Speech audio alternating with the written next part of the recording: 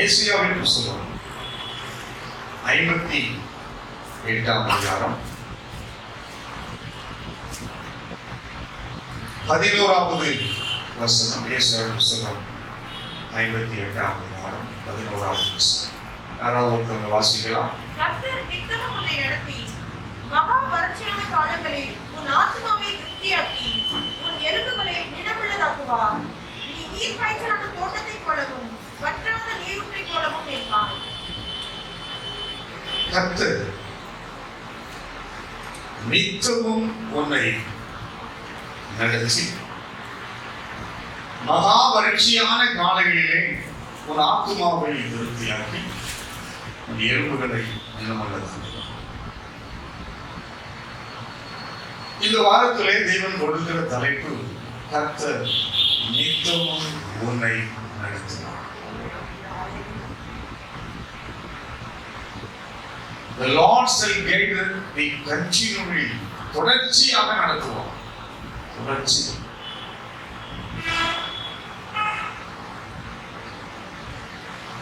ஏதோ வாரத்துக்கு ஒரு முறை நடத்துவது அல்ல, மாதத்துக்கு ஒரு முறை நடத்துவது அல்ல. ஆண்டவர் தம்முடைய பிள்ளைகளை பார்த்து சொல்லுகிறார், உன்னை நான் நித்தமும் நடத்தப் போகிறேன், தினமும் நடத்தப் போகிறேன். ஒவ்வொரு நாளும் ஆண்டவர் நம்மை நடத்தும்படியாய் விரும்புகிறார். எல்லா காரியங்களிலும் கர்த்தர் நம்மை நடத்தும்படி விரும்புகிறார். ஆனால் அவர் நடத்தி கொண்டு வருகிற அந்த பாதையிலே நாம் நடக்கிறோமா? ஆண்டவர் கடந்து போகிற பாதையிலே, கொண்டு போகிற பாதையிலே நாம் நடக்கிறோமா? சில வேளைகளிலே ஆண்டவர் விட்டு விலகி மாம்சத்தின் பிரகாரம் நடந்து விடுகிறோம். பல வேளைகளிலே அப்படிப்பட்ட சூழ்நிலைக்கு நேராக கடந்து போகிற ஒரு அனுபவம் அனைவருக்கு உண்டு. அதனால் தான் பிரச்சனை, அதனால தான் தேவைகள் சந்திக்கப்படல, அதனால தான் குடும்பத்தில் போராட்டம். நாங்கள் கர்த்தர் நடத்தல. இன்னைக்கு நம்முடைய இருதயத்திலே ஒன்றை வைத்துக் கொள்ள, ஆண்டவரே நீர் என்னை நடத்துவதற்கு, நிச்சயமும் என்னை நடத்துவதற்கு நான் விட்டுக் கொடுக்கிறேன். விட்டுக் கொடுக்கும் பொழுது சங்கீதம் 48ஆம் சங்கீதம் 14வது வசனத்தின் பிரகாரம் இந்த தேவன் சதா காலங்களிலும் நம்முடைய தேவன், சதா காலங்களிலும் நம்முடைய தேவன் மரண பரியந்தம் நம்மை நடத்துவார். எது வரைக்கும் நடத்துவாரா? மரண பரியந்தமும் நடத்துவார். நிச்சயமும் நடத்துவார். எது வரைக்கும்? மரண பரியந்தமும் அவர் தான் நடத்துவார். அதுதான் நம்முடைய இருதயத்தின் வாஞ்சையா இருக்கும். ஆண்டவர் இயேசு கிறிஸ்து அவரை பற்றி நீதிமொழி 8ஆம் அதிகாரம் 30வது வசனத்திலே, நான் அவர் அருகே செல்ல பிள்ளையா இருந்து நித்தம் அவருடைய மனமகிழ்ச்சியாக இருந்தேன். நித்தமும் அவருடைய மனமகிழ்ச்சி, நித்தமும் அவர் சமூகத்தில் கடி கொடுத்து கொண்டிருந்தேன். அப்ப ஒரு நாள் கூட, ஒரு நிமிஷம் கூட ஆண்டவர் இயேசு கிறிஸ்து தேவ சமூகத்தை விட்டு விலகல. அவர் நித்தமும் அவர் கூடயே இருந்ததினால்தான் அவருக்கு மனமகிழ்ச்சியா இருந்தார். அவர் சமூகம் அவருக்கு கடிகூற செய்தது. நித்தமும் அவருடைய சமூகத்திலேயே நாம் காணப்படணும். நித்தமும் அவருடைய வழி நடத்துதலுக்கு நாம் விட்டுக் கொடுக்க வேண்டும். அதை சொல்ற ஆண்டவர் இன்னைக்கு காலையில, இந்த காலையிலிருந்து இன்னைக்கு உங்க கூட தான் நடக்கணும். ஒன்று, உங்க கூட தான் நான் நடக்கணும். ரெண்டு, நீங்க என் கூட தான் நடக்கணும் சொல்லி ஜோபம். ஜோபம்னா ஆண்டவர் எப்படி நடத்தார் தெரியுமா? மனமகிழ்ச்சியா வழி கொண்டபடியே நடத்துவார். கண்ணீர் பாதை நடத்த மாட்டேன். மனமகிழ்ச்சியா நடத்துகிற தெய்வம் ஆண்டவர் விரும்புகிறார். காலையில் எழுந்த உடனே நீதிமொழி 8ஆம் அதிகாரம் 34வது வசனம், ஆண்டவர் சொல்றார், என் வாசற்படியிலே நித்தமும் விழித்திரு. நித்தம் விழித்திருந்து என் கதவு நிலையருகே காத்திருந்து காத்திருந்து எனக்கு எனக்கு செவி கொடுக்கிற மனுஷன் நிச்சயமும் காலையில எழுந்து ஆண்டுடைய சமூகத்தில் காத்திருந்து ஆண்டவரே என்னை நடத்தும் என்று சொல்லப்படும். ஆண்டவர் நடத்தார். ஆண்டவர் நடத்தும் பொழுது அவருடைய நடத்துதல் வித்தியாசமானதாக இருக்கும். இஸ்ரவேல் ஜனங்கள் ஆண்டவர் எகிப்திலிருந்து வெளியே கொண்டு வர்றார். அவர்தான் நடத்தினார். பகலிலே வழி நடத்த மேக சம்பவம், இரவுகளை நடத்த நடத்தியவர் ஆண்டவர். நிச்சயமா நடத்தினார். வெளியே வர்றாங்க. செங்கடலை கலந்து வெளியே வரும் பொழுது 2 செங்கடல் 2 தண்ணி மதுலா நிக்குது. இங்கிட்டு நிறைய மீன் எல்லாம் வந்திருக்கும். இங்கிட்டு காட்டு மீன் வந்திருக்கும், நகர மீன் வந்திருக்கும், இளாமை மீன் வந்திருக்கும். எல்லா மீனும் வந்துருக்கு. நல்லா வராதான், கடலுக்குள்ள இருக்குதா இல்லையா? எல்லாம் வந்து நின்று பார்க்கணும். செங்கடல் கடந்து போகும்போது பக்கத்துல அழகழகா மீனை பார்க்கும் பொழுது உயிரை பிடிச்சிட்டு போயிருப்பானா, இல்ல அந்த உயிரை பிடிச்சிட்டு போன்னு நினைப்பானா? அவன் மனசுல இருக்குமா இல்லையா? என்னதான் இருந்தாலும் அதை தொட்டு பார்க்காம இருக்கவே முடியாது. தொடாதே போட்டிருப்பாங்க. கொடைக்கானல்ல ஊட்டிலையும் சரி, மலர்கள்லாம் தொடாதீங்க பாருங்க அப்படின்னு இல்லையா?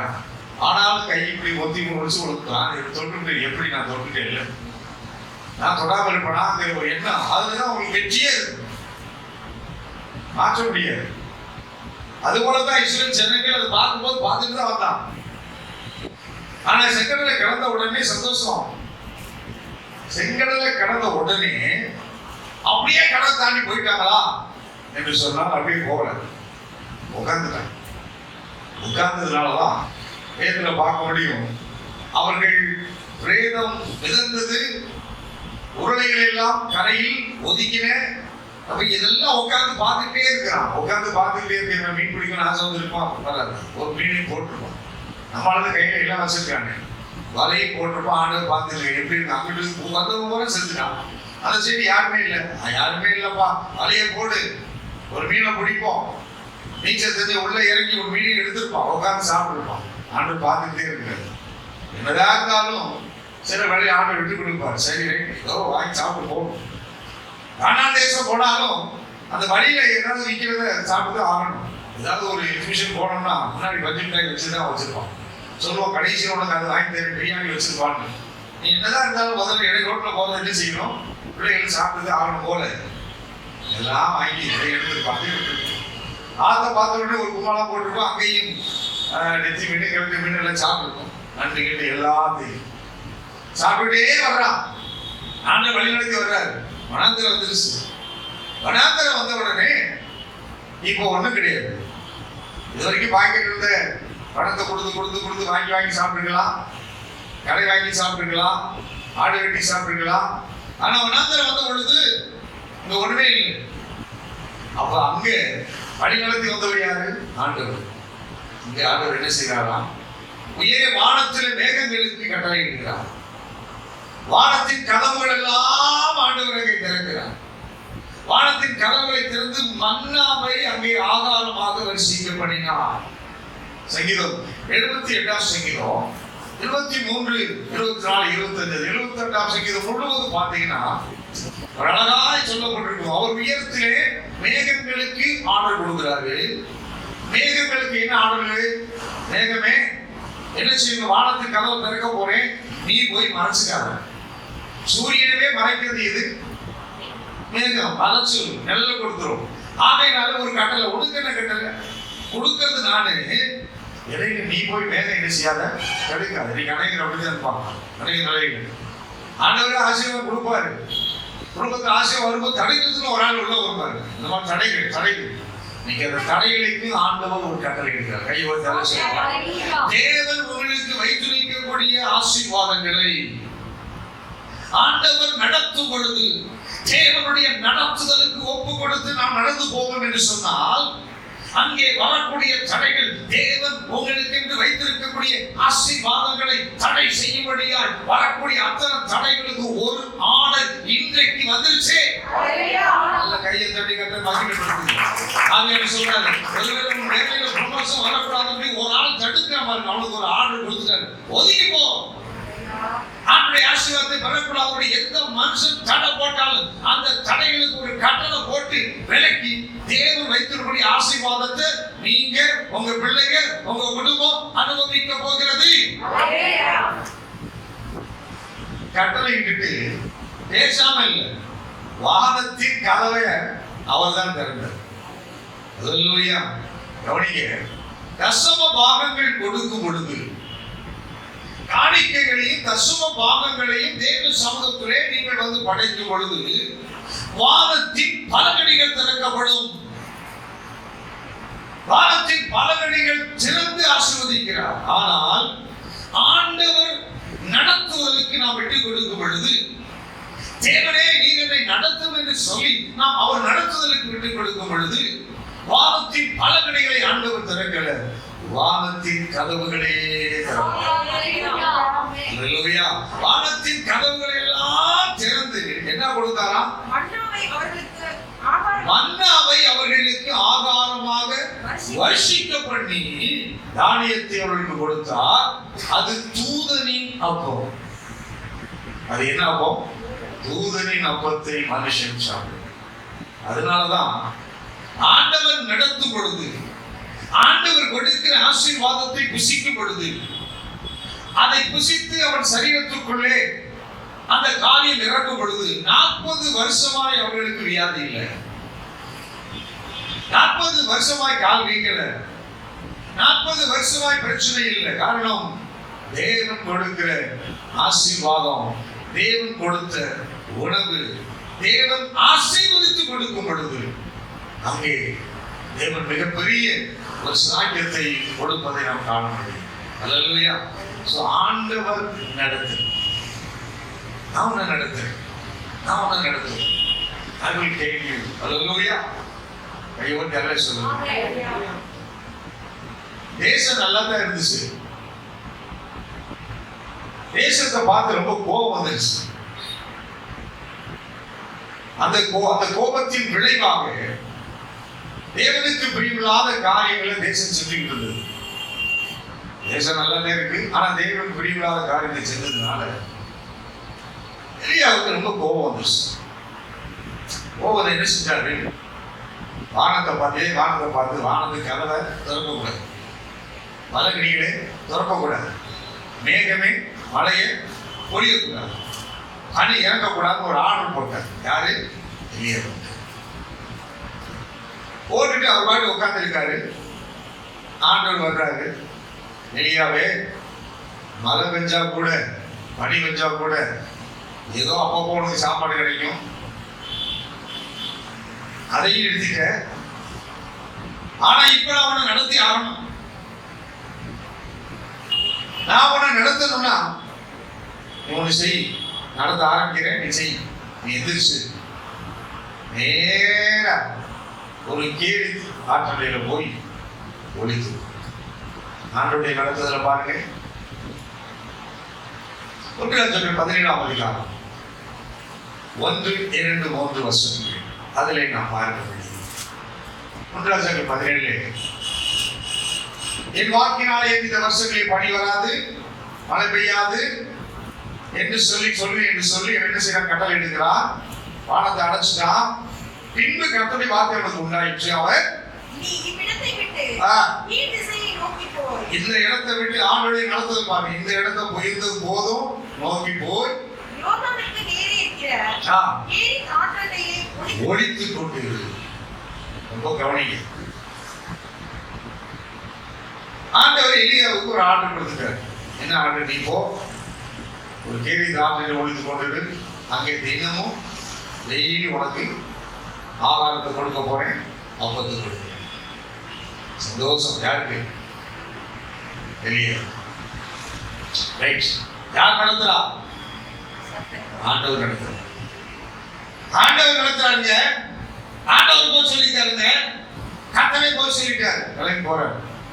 வந்து உள்ள ரோட்டுக்கு வந்தோடனே தூரமா பாக்குறாரு. என்ன ஓடிக்கிட்டு இருக்குது? பார்த்து ரொம்ப அழகா இருக்கு. ஆப்பா ஃபால்ஸ் பார்த்துட்டோம். கொடைக்கானல் உள்ள போகும்போது முதல்ல என்ன பார்க்குறோம்? ஒரு சில்வர் ஃபால்ஸை பார்க்குற மாதிரி ஒரு கேள்வி ஆற்றண்டைய பார்க்குறோம். எல்லாரும் கையை தட்டி கதை பயன்படுத்துங்க. எல்லாம் பக்கல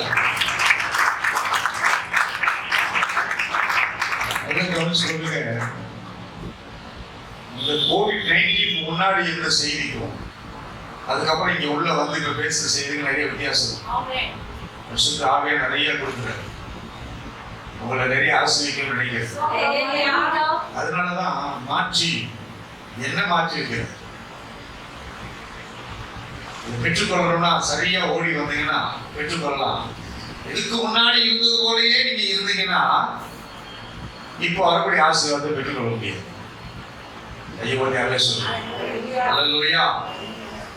இந்த ஆற்றுக்கரை பார்த்தோட ரொம்ப சந்தோஷம். அப்பா ஆண்டவர் சொல்லிட்டாருல, வேகமா போறான்.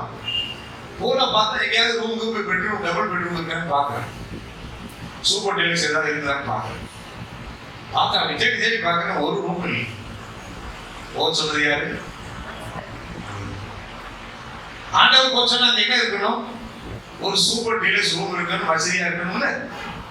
ஏதாவது இருந்துச்சா ஒண்ணு இல்லை. ஆனா ஒண்ணு இருந்துச்சு, ஒரே ஒரு பொந்து இருந்துச்சு. ஒரு மலையில புகை லேசா இருந்துச்சு. அதுக்குள்ள போய் பாவம் உள்ள போறோம். உள்ள போனா பெரிய டபுள் காட் மெத்த, இன்னும் ஒரு டேபிள், இன்னும் ஒரு சேரு, பாய், டம்ளரு, தண்ணி எல்லாம் உள்ள இல்லை. ஒண்ணுமே இல்லை. எப்படி இருக்கும்? யார் நடத்துறவர்? யாரு? ஆண்டவரே, நீங்க தானே போக சொன்னீங்க, நீங்க தானே போக சொன்னீங்க, நீங்க தானே அங்க போய் இருன்னு சொல்றீங்க. உங்க சத்தத்தை கேட்டு வந்தா நீ என்ன இல்ல, ஒண்ணு கூட இல்ல, பாய் கூட இல்ல, தலாடி இல்ல, உள்ள பூரா பாசம் ஏறி போய் கிடக்கு, ஏதோ ஒரு பல்லு பாறையா கிடக்கு. இதுல நான் எப்படி இருக்கிறது? நான் இருக்க மாட்டேன். நான் இப்படியே வெளியே வந்து மேல மலை மேல போய் ஒரு நல்ல ஒரு மரத்து மேல ஏறி உட்கார போறேன் என்று சொல்லி அவன் போகவில்லை. தேவனுடைய நடத்துதல் பார்க்கும்போது கஷ்டமா தான் இருக்கும். நிச்சயமா நடத்துவார். அநேக சூழ்நிலை அப்படித்தான் இருக்கும். அநேக சூழ்நிலை பார்க்கும்போது அப்படிதான் ரொம்ப சந்தோஷமா இருக்கும். பிரசங்கம் பண்ணுவது மாத்திரமல்ல, அனுபவத்திலும் வந்திருக்கும். நீங்களே இருக்கும்போது ஒரு போன் வந்தது. என்ன போன் தெரியுமா? மிஷன் ஹாஸ்பிட்டல் ஒரு குவார்டர்ஸ் கிடைச்சிருச்சு அப்படின்னு பாஸ்டர்மா சொல்லிட்டாங்க. ஒரு லெட்டர் போட்டாங்க. குவார்டர்ஸ் நான் ஏற்கனவே எங்க குவார்டர்ஸ்ல இருக்கிறேன். நெய்வேலி குவார்டர்ஸ் எப்படி இருக்குன்னு அவங்களுக்கு தெரியும். குவார்டர்ஸ் கிடைச்சிருச்சு, ரொம்ப சந்தோஷம். அப்பா உடனே ஆண்டவரை ஜெபம் பண்ண, ஆண்டவர் போ, எங்க போ, குவார்டர்ஸ்க்கு போ. அப்பா உடனே அதே நினைவு, அதே சிந்தனை, அதே அழகு அப்படியே வரேன். ஏனென்றால் இங்கதான் கேஸ், இங்கதான் கரண்ட், இப்படி எல்லாம் அங்கெல்லாம் எல்லா கரண்ட் ஃப்ரீ. கேஸ் எல்லாம் அது வாட்டி கிடக்கு. சும்மா ஒரு மாதம் வாங்கின கேஸ் அது கிடந்த 4 மாசம் கிடக்கும். ஏன்னா ஃபுல்லா ஹீட், அப்படி ரொம்ப வசதி. அதே மாதிரிதான் உள்ளே குவார்டர்ஸ் என்று நினைவில் வந்தா 3 அடி அகலம், 3 அடி அகலம், 7 அடி நீளம் வெராண்டா. விளக்குதா? 3 அடி வந்து இங்க இருக்கவங்களுக்கு நிறைய பேர் தெரியும். அடுத்து உள்ள போன பெரிய ஒரு ஹாலு, அது ஒரு 10க்கு 10 ஒரு ஹாலு. மேல பார்த்தீங்கன்னா விட்டமெல்லாம் தெரியுது. ஏசி சீட்டு போட்டுருக்குது. தரையெல்லாம் பேர்ந்து கிடக்கு. சுகரை பார்க்கவே என்னவோ மாறி இருக்குது. அதை தாண்டி போனா ஒரு ஸ்டோர் ரூம், 2க்கு 4, 2 அடி 2 அடி 4 அடி அவ்வளவுதான். இது ஒரு குட்டி ரூம். அடுத்து கிச்சன். ஓ, மகாபலி கிச்சன், சூப்பர். கீழே பள்ளத்தில் இறங்கி இருக்கும், உடலாம் போட்டிருக்கும். அது ஒரு அழகான ஒரு சதுரமா ஒரு கிச்சன். வெளியே தொட்டி, பக்கத்துல ஒரு மதில் சுவர் இருக்கும். அந்த சுவருக்கு அப்புறம் தான் கேரி ஆற்று போயிட்டு இருக்கு. திடீரென்று மழை அதிகமாய் பெய்தா என்ன தெரியுமா? அந்த கேரி ஆற்றங்கரையில இருந்து உள்ள அந்த நதி, அதுக்குள்ள ஓட்டை இருக்கு. அந்த ஓட்டை வழியா உள்ள வந்து கிச்சன் வழிக்கு வரும், ஸ்டோர் ரூமுக்கு மேல நிற்கும். எப்படி இருக்கு பார்த்தோம். ஆண்டவரே, குவார்டர்ஸ் அங்க சொன்னீங்க, அங்க இருக்க குவார்டர்ஸ் நீங்க நல்லா இருக்கணும், இதுதான் நடத்துறேன் என்று சொல்லி வந்தா இதுதானா அப்படின்னு ஆண்டவர், இதுதான் இதுதான் அப்ப ஆண்டவர் வழி நடத்தும் பொழுது ஆரம்பம் அப்படித்தான் இருக்கும். ஆனா அங்க இருந்தா தாமசிப்பேன். ஆண்டவர் சொல்றாரு, அந்த இடத்துல இரு. நான் காலங்களுக்கு ஆர்டர் போட்டேன். அது கரெக்டா காலையில உனக்கு அப்பமும் இறைச்சியும் கொண்டு வரும். எப்படி கொண்டு வரும்? சூடா கொண்டு வரும். காலையிலே அப்ப இறைச்சி, சாயந்தரம் அப்ப இறைச்சி, காலையிலும் அப்ப இறைச்சி, ஃபுல் அண்ட் ஃபுல் ஆர்டர் கொடுத்துட்டாரு. அப்ப அது எளிய கேட்குற, என்ன ஆண்டவரே, காலையில வரும் ஒரு ஸ்விக்கி காக்கா வரும்.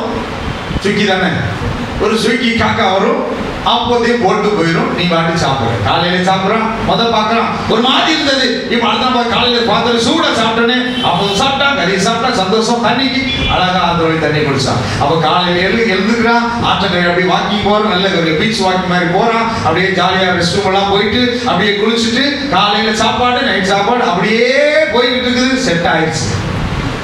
செட் ஆன உடனே இப்போ ஆண்டவர் போதும் எதிரி, நீ இன்னொரு இடத்துக்கு போ. ஆண்டவர் பாருங்க, நித்தமும் வழி நடத்தினார். நித்தமும் தினமும் தினமும் தினமும் அவனுக்கு அப்பா இருந்துச்சு. ஆண்டவர் வழி நடத்தல் அப்படித்தான் இருக்கும். தேவ பிள்ளையே, ஆண்டவர் சொல்லி கீழ்ப்படிந்து நடக்க ஆரம்பிச்சா ஆண்டவர் தினமும் உங்களுக்கு கை சாப்பாடு தான் கொடுப்பார். அமைதியா இருக்கிறேன், கையை வந்து அறமாடு, எனக்கு சாப்பாடு இல்லை, ஒண்ணு இல்லை இல்லை. ஆண்டவருடைய நடத்துதல் வந்துச்சுன்னா தேசமே பஞ்சமா கிடக்கு. இவங்க வீட்டுல போட்டு என்ன நடக்குது, வாடகைக்கு எப்படி இருக்கு, பக்கத்து வீட்டுல எதுக்காக பொந்துக்குள்ள வச்சாங்கன்னா, தேசத்துக்குள்ள போய் வீடை வச்சிருந்தாங்க. சுத்தி வீடு பூரா என்ன அடிக்கும், வாடை அடிக்கும். கறி சாப்பிட்றான், மீன் சாப்பிட்றான், என்ன இவங்க வீட்டுல போட்டு செஞ்சுட்டு இருக்காங்க, வாடை அடிக்க நினைச்சா ஒதுக்கமா போய் உட்கார வச்சு சாப்பாடு போடுறாரு. அலுவலியா சொல்லுவோமா, அத்தமா அலுவலியா சொல்லுங்க. ஆண்டவர் நடத்துனா அப்படிதான். நித்தமும் தேவன் நமக்கு ஆகாரத்தை கொடுத்து நடத்த ஒரு வல்லவராக. கையை ஓட்டி அல்ல சொல்லுங்க சத்தமா, அல்லேலூயா. இரண்டாவதாக உபாகமத்தின் புஸ்தகம் 1ஆம் அதிகாரம் 32வது வசனம். உங்கள் தேவனாகிய கர்த்தர் நீங்கள் காலை மேய்க்கப்பட்ட இடத்தை பார்க்கவும் நீங்கள் போக வேண்டிய வழியை உங்களுக்கு காட்டவும்.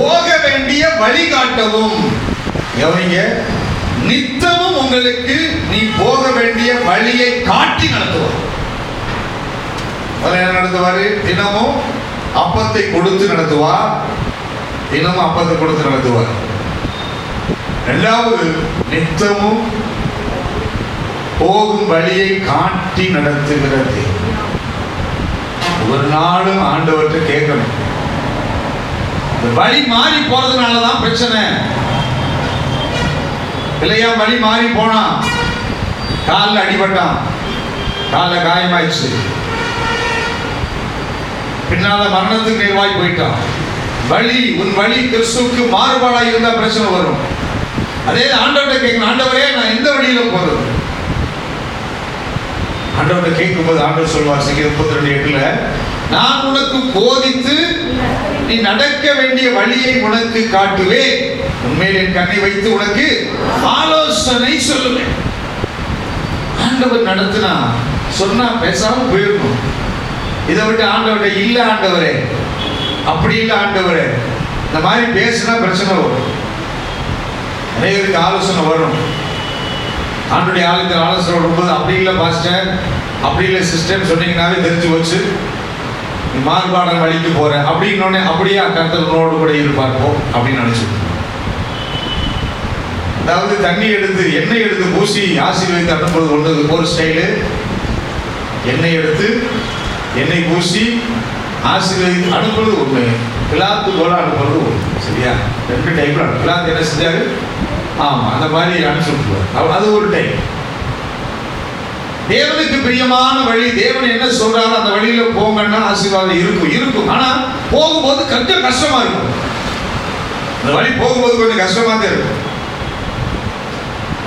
இந்த யோசேப்பு பாத்தீங்கன்னா நீதிமானா இருந்தா, வீட்டிலே ரொம்ப செல்ல பிள்ளையா இருக்கிறான்.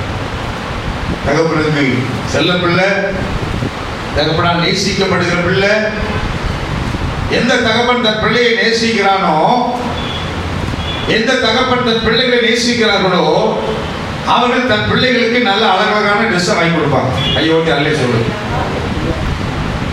எந்த பிள்ளைகள் தன் பெற்றோர்கள் நேசிக்கும்படியாய் நடக்கிறார்களோ, எந்த பிள்ளைகள் அப்பா அம்மா சொல்லி கீழ்ப்படிஞ்சு அவங்க பிரியத்தை பெற்றுக் கொள்கிறாங்களோ அவங்களுக்கு அப்பா அம்மா நல்ல ட்ரெஸ் வாங்கி கொடுப்பாங்க. அல்ல சொல்லுவோமா? சத்தத்தை குறையுது. அதான் அதை சொன்னோடனே சந்தோஷம். தாயை கொண்டு பிரியமா நடக்கணும். அதுபோலதான் யாக்கோபு யோசேப்பை நேசித்தான், நேசிக்கிறான்.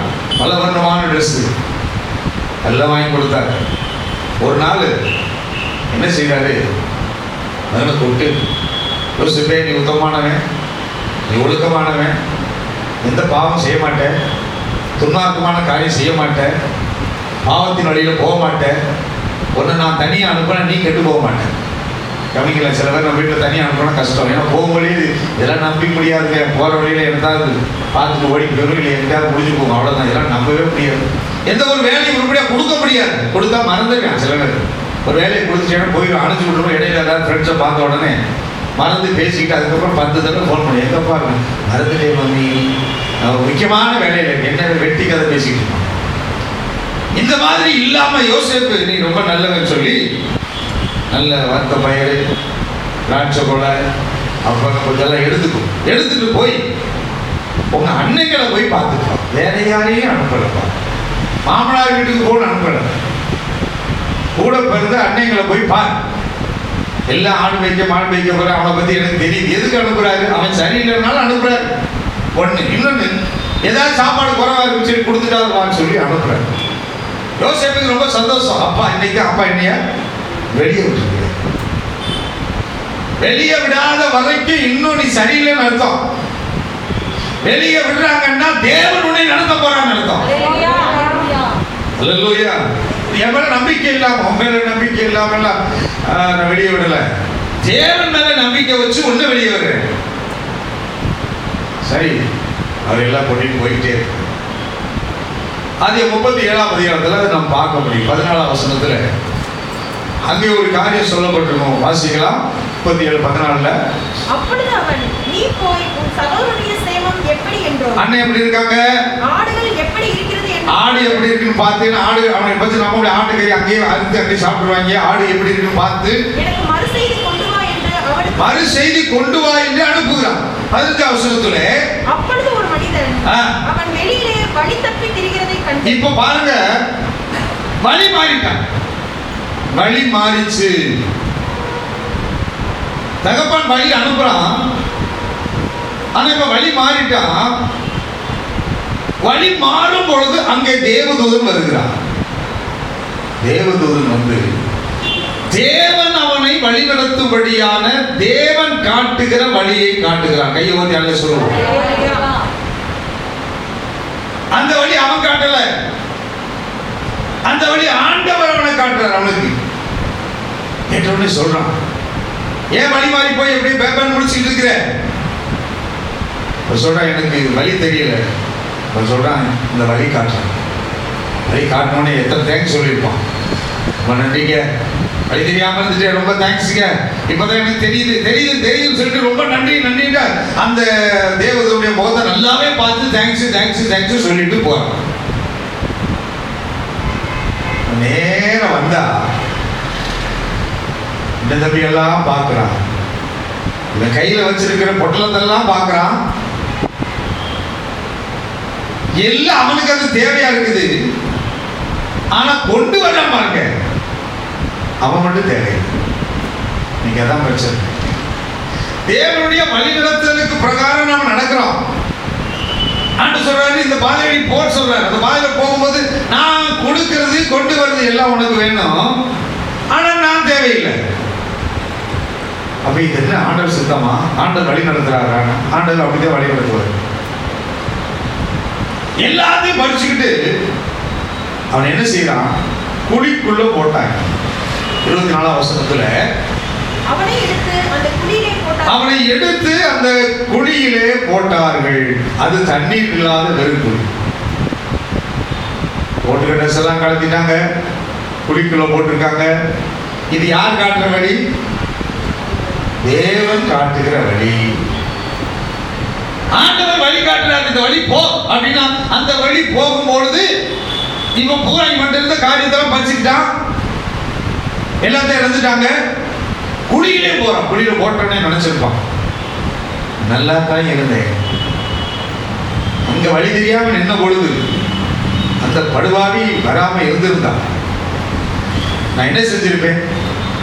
வழி தெரியல, அட்ரஸ் தெரியல, திரும்பி வீட்டுக்கு போயிருப்பேனே. அவன் வேற வழி காட்டினான். நேற்று வரைக்கும் வழிகாட்டும் போது ரொம்ப தேங்க்ஸ்ங்க, ரொம்ப நல்லவருங்க, ஆண்டவர் நல்லவருங்க, ரொம்ப நல்லவர் சொன்ன அதே வாய் இப்ப சொல்றது என்ன ஆண்டவர் என்ன குழிக்குள்ள போட்டார். இன்னைக்கு நீ குழியில விடணுங்கிறது தேவனுடைய சித்தம். குழியில போட வைக்கிறது தேவனுடைய சித்தம் தான். அது எந்த ஒரு மாற்றம் இல்லை. ஆண்டவர் உயர்வை கொடுக்க வேண்டும்னா வழி அப்படித்தான் இருக்கும். சகரியாவின் புஸ்தகம் 9ஆம் அதிகாரம் 11ஆம் வசனம் சொல்கிறது, உனக்கு நான் செய்வது என்னவெனில். யாருக்கு சொல்லுங்க? யாருக்கு? குடியில கிடக்கிற உனக்கு நான் செய்வது என்னவென்றால், தண்ணீர் இல்லாத குழியிலே அடைபட்டிருக்கிற உன்னுடையவர்களை நான் உடன்படிக்கை ரத்தத்தினாலே விடுதலை பண்ணுவேன். அப்ப ரத்தத்தினாலே கழுவப்படணும். ஆண்டவர் வழி நடத்துகிறார் என்று சொன்னால் அந்த வழியிலே தம்முடைய பரிசுத்த ரத்தத்தினாலே தம்முடைய பிள்ளைகளை கழுவி அந்த முடிவிலே வைத்திருக்கக்கூடிய ஆசீர்வாதத்தை சுதந்திரிக்கத்தக்கதாய் சுத்திகரிப்பை உண்டாக்குகிறார். கையை ஒட்டி சொல்லுவோம், அல்லேலூயா. ஆண்டவருடைய வழி தெரியுதா? சுத்திகரிப்பு நடக்குதா? சுத்திகரிப்பு நடக்கணும்னா குழியில விழுந்துதான். பிரச்சனை எல்லாத்தையும் இழந்து குழியில விழுகிறான். அதுதான் ஆண்டவர் நடத்துற நித்தமும் வழி நடத்தினார். அவர் அப்படியே போறான். அடுத்த நேரம் போத்திமார் வீட்டுக்கு போறான். போத்திமார் வீட்டுல அங்கே நடக்குது. இங்கே அண்ணன் தான் என்ன செய்யறான்? பெருசா கலந்துறானா? அங்கே அவர்களும் என்ன செய்யறான்? அவனுடைய வசம். நான் சொல்லுவேன், அந்த இடத்துல மாத்திரம் அந்த போத்திமார மனைவி அவளுக்கு அந்த கெட்ட புத்தி இல்லாம பேசாம இருந்திருந்தானா நிச்சயமா யோசிப்பு அங்கிருந்து அரண்மனைக்கு போயிருப்பான். கைவட்டி அல்ல சொல்லுங்க, அங்கிருந்து அரண்மனைக்கு போயிருப்பான். அங்கிருந்து அரண்மனைக்கு போயிருந்தா இதே போத்திபார் மனைவிக்கு பெரிய பங்களா கொடுத்துருப்பான். கைவட்டி அல்ல சொல்லுவோம், அல்லேலூயா. அங்க இல்ல, அது வழி நடத்துது. 3வது சிறைச்சாலைக்கு போறான். அங்கேயும் என்ன செய்யறது? வஸ்திரம் கடைசியா கழியப்பட்டு ராஜா அவனுக்கு வஸ்திரத்தை கொடுத்து, வெள்ளிய வஸ்திரத்தை கொடுத்து அரண்மனைக்கே அதிகாரியாக அவனை மாற்றுகிறான். ராஜா அரண்மனையிலே உயர் அதிகாரியாக பதவி ஏற்கப்படக்கூடிய ஒரு சூழ்நிலைக்கு தான் தேவன் நித்தமும் அவனை வழி நடத்துவான். வாழ்க்கையில் அப்படித்தான் இருக்கும். ஒவ்வொரு நாளும் ஆண்டு வழி நடத்தும் போது போராட்டமா இருக்கலாம், முடிவு சம்பூர்ணமாய். ஆரம்பம் எப்படி இருக்கலாம்? அற்பமாய் இருக்கலாம். அது 41:14 ராஜா என்ன செய்தார்? தான் கையில் இருந்த அப்பொழுது பார்வோன் யோசேப்பை 41 அப்பொழுது பார்வோன் யோசேப்பை அழைத்தான். அவனை வேறு வஸ்திரம் கொடுக்க, அவனுக்கு வேறு வஸ்திரம் கொடுக்கிறான். அவன் கையில் இருந்த மோதிரத்தை அவன் கழிச்சு கொடுக்குறான். ஆசீர்வாதங்களை கொடுக்குறான். அரண்மனைக்கு அதிகாரி பின்னாடி வாசித்து பார்த்தீங்கன்னா ஃபுல்லாக கொடுக்குறான். எல்லாவற்றையும் ஒரு கொடுத்தவனை ஆசீர்வாதம். காரணம், தேவன் வழிகாட்டி நடந்தா கடைசியில் இப்படிப்பட்ட மேன்மையான ஆசீர்வாதத்தின் நேராக நீ போகும். அல்லேலூயா. 5ஆம் அதிகாரம் 18ஆம் வசனம். 3வதாக கடைசியாக ஆண்டவர் நடத்துகிற ஒரு காரியம், நித்தமும் ஆவியினாலே நடத்தப்படுவீர்கள். பரிசுத்த ஆவியானவராலே நித்தமும் நடத்தப்பட வேண்டும். ஆவியானவருடைய நடத்துதலுக்கு நாம் விட்டு கொடுக்கணும். அப்ப கொடுத்து நடத்துறாரு, வழிகாட்டி நடத்துவாரு. பரிசுத்த ஆவியினால் நடத்தப்படுகிற ஒரு மாம்சத்தின்படி அல்ல. மாம்சத்தின் கிரியைகள் வெளியங்கமாக இருக்கின்றன, அதன்படி நடப்பதில் ஆவியின்படி நடக்கிற ஒரு அனுபவம், ஆவியின் ஏவுதலினாலே நடத்தப்படுகிற ஒரு அனுபவம். ஆண்டவர் இயேசு கிறிஸ்து சமூகத்திலே காத்திருந்த போது ஆவியானவர் அவரை ஏவினார். ஆவியானவர் அவரை ஏவினார். எங்க போக ஏவுறாரு? வனாந்தரத்துக்கு போ. அங்கே பிசாசு உனக்கு காத்திருக்கான். யார் காத்திருக்கான்? நீ போ. நம்ம போவோமா? ஆண்டவரே, நல்லவரே, வல்லவரே, நீங்க தெளிவா சொல்லிட்டீங்க, அங்க யார் இருக்காங்க? சத்தியமா போக மாட்டேங்க. வேலையே ஆகாது. நீ என்ன செஞ்சாலும் இதுல வேற அங்க சாத்தான் ஏன்னா சோதனைக்கு நேராய் வழி நடத்துகிறார். ஆவியின் ஏவுதலினாலே ஆண்டவர் அங்க போறார். 3 சோதனையும் ஆண்டவர் ஜெயித்தார். ஏன் ஜெயித்தாரு? ஆவியின் ஏவுதலுக்கு கீழ்ப்படுகிறதுனாலே தேவன் அவருக்கு பலத்தை கொடுக்கிறார். எவர்கள் ஆவியினாலே நடத்தப்படுகிறார்களோ அவர்களுக்கு ஆவியிலே பலத்தை ஆண்டவர் கட்டளையிடுவார். அந்த ஆவியினால் பரிசுத்த ஆவியானவர் அவரை ஏவினார். வசனம் அழகா சொல்லும், பரிசுத்த ஆவியானவர் அவரை ஏவினார். மார்க்கு 1:12 சொல்லப்பட்டிருக்கு, உடனே ஆவியானவர் அவரை வனாந்தரத்துக்கு போகும்படி ஏவினார். ஏவுதலுக்கு ஆவியின் ஏவுதலுக்கு கீழ்ப்படிந்து போனார். கீழ்ப்படிந்து போகும் பொழுது அங்கே சோதனை வந்தது. இந்த சோதனையை சகிக்க ஜெயிக்க தேவன் பலன் கொடுத்தார். இதுபோல நம்முடைய வாழ்க்கையில 2 பேர் 2:9 சொல்லப்பட்டபடி கர்த்தர் தேவ பக்தி உள்ளவனை சோதனை என்று விடுவிப்பார். சோதனை வரும். சோதனை கர்த்தர் நிச்சயமாக உங்களுக்கு விடுதலை கொடுப்பார். அதிலிருந்து வெற்றியை கொடுப்பார். அவர் அப்படிதான் போனாரு. ஆவியின் ஏவுதல போனாரு. ஆவியின் நிறைவோட திரும்பி வந்தார். ஒரு நிறைவான அனுபவத்தை பெற்றுக்கொள்ளும். அதற்காக ஆண்டவர் ஆவியின் ஏவுதல் என்பது ரொம்ப அருமையான ஒரு காரியம். உத்தமனாய் இருந்தார் சிமியோன். உத்தமன், நீதி உள்ளவர், தேவனுடைய கட்டளை நியாய பிரமாணங்களையும் இணைத்து நடந்தவர். வயசாயிடுச்சு. ஆண்டோட சொல்ற, ஆண்டவரே நான் சாகுவேன், போதும், என் வாழ்க்கையில் எல்லாவற்றையும் நான் முடிச்சிட்டேன், இனி நான் மரித்து பரலோகம் வரணும்னு நினைக்கிறேன் என்று சொல்லி ஆண்டவர் சொன்னாரு, இவ்வளவு நல்லவனா வாழ்ந்துக்க, நான் ஒண்ணு கிறிஸ்துவனுடைய பிறப்பை பார்த்துட்டு ஆண்டவர் இயேசு கிறிஸ்து பிறந்து குழந்தையா ஆலயத்துக்கு வர போறார். ஆகையினாலே அதை பார்த்த பின்னுதான் உனக்கு சாமி கன்ஃபார்ம் ஆண்டவர் சொல்லிட்டு, இவனுடைய மரணம் டேட் என்ன, ஆண்டவரை பார்த்துருப்பான். ஒரு நாளுக்கு வேற எந்த மைண்ட் என்ன இருக்கும், என்னைக்குடா அவரை பார்க்கணும்னே இருப்பான். லூக்கா 2ஆம் அதிகாரம் 25 முதல் 32 வசனங்களிலே நாம் அதை பார்க்க முடியும். எப்படி வந்தான்னா, அவன் நீதியும் தேவபக்தி உள்ளவனாய் இருந்தார். இஸ்ரவேலின் ஆறுதல் வர காத்திருக்கிறவனாய் இருந்தார். அவன் மேல் பரிசுத்த ஆவி இருந்தார்.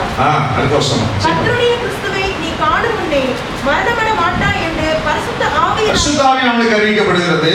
அவன் ஆவியின் ஏவுதலினால் 27ஆம் வசனத்தில் அவன் ஆவியின் ஏவுதலினால் தேவனுடைய ஆலயத்துக்கு போகணும் அப்படின்னு சொல்லி ஆவியானவர் அவனை ஏவுகிறார். அநேகர் அப்படித்தான் ஆண்டவர் ஏவுவார். ஞாயிற்றுக்கிழமை ஆண்டோடைய ஆலயத்துக்கு போகணும்னு ஆவியானவர் ஏவும் பொழுது ஆவியானவருடைய ஏவுதலுக்கு கீழ்ப்படிந்து நடக்கிறோமா? பரிசுத்த ஆவியினாலே நடத்தப்பட வேண்டும் என்றால் ஆவியானவர் ஆலயத்துக்கு போக வேண்டும் என்று ஏவுவார். ஏவும் பொழுது அதற்கு யார் கீழ்ப்படிந்து நடக்கிறார்களோ அவர்கள் மேலே கரிசனை உடையவராய் இருந்து உங்களுக்கு எந்தெந்த வேலையிலெல்லாம் பிரச்சனை வருகிறதோ அந்த வேலையெல்லாம் அவர் வந்து உனக்கு விடுதலை கொடுப்பார். ஆவியின் ஏவுதல் எல்லாருக்கும் இருக்கும். தெளிவா சொல்ல முடியும். நீங்க ஆண்டு ஞாயிற்றுக்கிழமையில ஆவியின் ஏவுதலை எல்லாருக்கும் கொடுப்பாரு. ஆனா ஒரு சிலர் தான் ஆவியின் ஏவுதலுக்கு இணைக்கப்பட்டவர்களாய் ஆவியினாலே வழிநடத்தப்பட்டு ஆண்டுடைய ஆலயத்துக்கு வர்றாங்க. சில பேர் மாம்சத்தின் கிரியை பிடித்து அவர்கள் ஆண்டவருடைய ஆலயத்துக்கு வராம வேற காரியத்துக்கு தங்கள் சுய இஷ்டத்துக்கு இணங்க, தங்கள் சுய விருப்பத்திற்கு இணங்க மாம்சத்தின் கிரியிலே சிக்கப்பட்டவர்களாய் மாம்சத்தின் கிரியிலே சிக்கி அதனதன் காரியத்தை அவர்களுடைய இஷ்டப்படி செய்கிறார். கேட்டா அடுத்த வாரம் போய்க்கிறோம். அப்ப அதே போலதான் ஆண்டவர் சொல்வாரு, நீ எதிர்பார்க்கிற அந்த காரியத்தை நீ தேவனுடைய சமூகத்திலே கேட்கிற அந்த காரியத்தை அவர் சொல்வாரு, நீ உனக்கு அடுத்த வாரம் உனக்கு நான் செய்ய போகுது, நீ என் வேதத்தை மறந்தா நான் உன் பிள்ளையை மறப்பேன். ஆவியின் ஏவுதல், அந்த ஆவியின் ஏவுதல் இருக்கும்போது அதற்கு நாம் கீழ்ப்படியணும். சங்கீதம் 78 சங்கீதம் 9வது வசனத்திலே ஆயுதம் அணிந்த வில்வீரரான எப்பிராயீம் புத்திரர் யுத்த நாளிலே முதுகு காட்டினார்கள். ஆயுதம் அணிந்தவங்க தாங்க. ஈட்டி இருக்குது, கேடகம் இருக்கிறது, சர்வாயுத வர்க்கங்களை அவர்கள் தரித்திருக்கிறவர்கள், ஆவியினால் நடத்தப்படுகிறார்கள். பிசாசின் தந்திரங்களை எதிர்த்து நிற்கத்தக்கதாக தேவனுடைய சர்வாயுத வர்க்கங்களை தரித்துக் கொள்ளுங்கள் என்று சொல்லி ஆண்டவர் தம்முடைய பிள்ளைகளுக்கு அந்த சர்வாயுத வர்க்கங்களை கொடுத்திருக்கிறார். அதை பெற்றவர்கள் தான், அதை அணிந்திருக்கிறவர்கள் தான். ஆனால் யுத்த நாளிலே இது சாதாரணமா வந்து போறவங்க அல்ல, ஒழுங்கா ஆண்டவர்களை இருந்தவங்க தான், ஆவிக்குள்ள வழிநடத்தப்பட்டவங்க தான், தேவனை துதிக்கிறவங்க தான், ஜெபம் பண்றவங்க தான், உபவாசம் பண்றவங்க தான், நல்ல செபித்து போராடி ஜெபிக்கிற பிள்ளைகள் தான் அவர்கள் யுத்த புருஷர்கள் என்று குறிப்பிடப்படுது. அவர்களும் முதுகு காட்டினார்கள். ஆவியின் ஏவுதலுக்கு கீழ்ப்படியாமல் போன பரிதபிக்கப்பட்ட ஜனங்கள். ஆவியின் ஏவுதல் வரும் பொழுது, ஆலயத்துக்கு போகணும் ஏவும் பொழுது, அந்த நேரத்தில் மனுஷனுக்கோ சொந்த பந்துக்கோ உறவுக்கோ குடும்பங்களுக்கோ நீ கொடுத்தாய் என்று சொன்னால் நீ ஆண்டவருக்கு முதுகை காட்டுகிறார். முதுகு காட்டிட்டு இங்க வந்து ஆண்டவருக்கு உன்னுடைய விருப்பத்துக்கு இணங்க, நம்ம விருப்பத்துக்கு இணங்க முகத்தை காட்டுனா ஆண்டவர் திருப்பிட்டு போயிடுவார். அதான் ரகசியம். தேவனுடைய வார்த்தை வல்லமையா வருகிறது. உனக்கு பிரியமான நேரத்திலே உன்முகத்தை காட்டும்படியா நீ தேவனுடைய ஆலயத்துக்கு வந்தால் அந்த நேரத்திலே ஆண்டவர் உனக்கு உண்மை பிரியப்படாதபடிக்கு அவர் உனக்கு முதுகை காட்டி விட்டு போய் விடுவார். முதுகு காட்டுகிறவனா அல்லது முகத்தை காட்டுகிறவனா? பரிசுத்த ஆவியானவர் கேட்கிறார். அவன் ஆவியின் ஏவுதல், ஆவியான ஏவுகிறார். இன்னைக்கு ஆலயத்துக்கு போ, இன்னைக்கு கிறிஸ்து வரப்போகிறார், இன்னைக்கு ஆலயத்துக்கு போ, இன்னைக்கு அபிஷேகம் வரப்போகிறது, இன்னைக்கு ஆலயத்துக்கு போ, நான் ஆசீர்வதிக்க போறேன், இன்னைக்கு ஆலயத்துக்கு போ, உன் கட்டுகள் எல்லாம் அறுபட போகிறது. இது தேவன் பலவிதமான பயங்கரமான பின்மாறி முன்மாறி மழை உனக்கு ஊற்ற போகிறேன் என்று கர்த்தர் உனக்குள்ள ஏவும் பொழுது நீ கீழ்ப்படியாமல் இருந்தால் உன் வாழ்க்கையில் வரக்கூடிய அத்தனை ஆசீர்வாதங்களையும் நீ இழந்து போவாய். இழந்து போவாய். முதுகு காட்டாதே, முகத்தை காட்டு. இந்த வசனம் வாசிக்கும் போது நான் உடைக்கப்பட்டேன். அநேக வசனங்கள் வாசி இருக்கிறேன் இதே முதுகாடு. ஆனா இந்த வசனம் வாசிக்கும் போது ஆவிக்குரிய ஜீவியத்தில் வளர்கிற பிள்ளைகள் தைரியமாய் ஆண்டவருடைய சமூகத்தில் முதுகு காட்டினான். ஆண்டவர் உனக்கு எல்லா வேலையிலும் நான் சொல்லி ஒரு தடவை முதுகு காட்டினா ஆண்டவர் 7 தடவை முதுகு அடிக்க 7 டைம் ஜெபம் பண்ணா கிடைக்காது, 7 தடவை காட்டுவார். ஆண்டவருக்கு முகத்தை காட்டுற நேரத்தில் நான் முகத்தை காட்டிடுவேன். அவர் முகத்தை காட்டுறேன். அந்த ஏவுதலுக்கு கீழ்ப்படிது. அந்த வயசான காலத்திலேயே அதிகாலையில் வந்து தேவ சகோதரர் உட்காந்துருக்காங்க. வந்த உடனே ஆண்டவர் இயேசு கிறிஸ்து அவர் கையில் கொடுக்குறாங்க. குழந்தைய அப்படியே பார்த்துட்டு ஆண்டவரே இரட்சணித்தேன் கண்கள் கண்டதே என்று சொல்லி மகிழ்ச்சியோடு கூட ஒப்படைக்கிறான். அப்பதான் தெரியும் அவனுக்கு இதை பார்த்துட்டோம், முடிஞ்சிட்டோம், இனி அவனுடைய விருப்பம் பரலோகம் போறது. ஆட்டோமேட்டிக்கா அவன் மறைச்சு போனான். தேவனுடைய வழிநடத்தலை இப்படித்தாரு. ஆவியின் ஏவுதல். சில வேளை பிசாசு ஏவுவான். தாவீது ஏவுவது போல, தாவீத பிசாசு ஏவி பணத்தை சம்பாதிக்கிறது ஏவுவது போல நம்மளையும் எச்சரிக்கையாக இருக்க வேண்டும். ஆவியின் ஏவுதலுக்கு கீழ்ப்படிந்து தேவனுடைய ஆலயத்துக்கு வர கற்றுக்கொள்ளுங்கள். ஆண்டவர் உங்களை ஆவியினாலே நடத்தப்படுகிறது. ஒன்று, தினமும் நித்தமும் அப்பத்தை கொடுத்து நடத்துவார், தினமும் நித்தமும் வழிகாட்டி நடத்துவார், நித்தமும் ஆவியினாலே நடத்தப்படுகிறது. கண்களில் மூடி நாம் சொல்லுவோம்.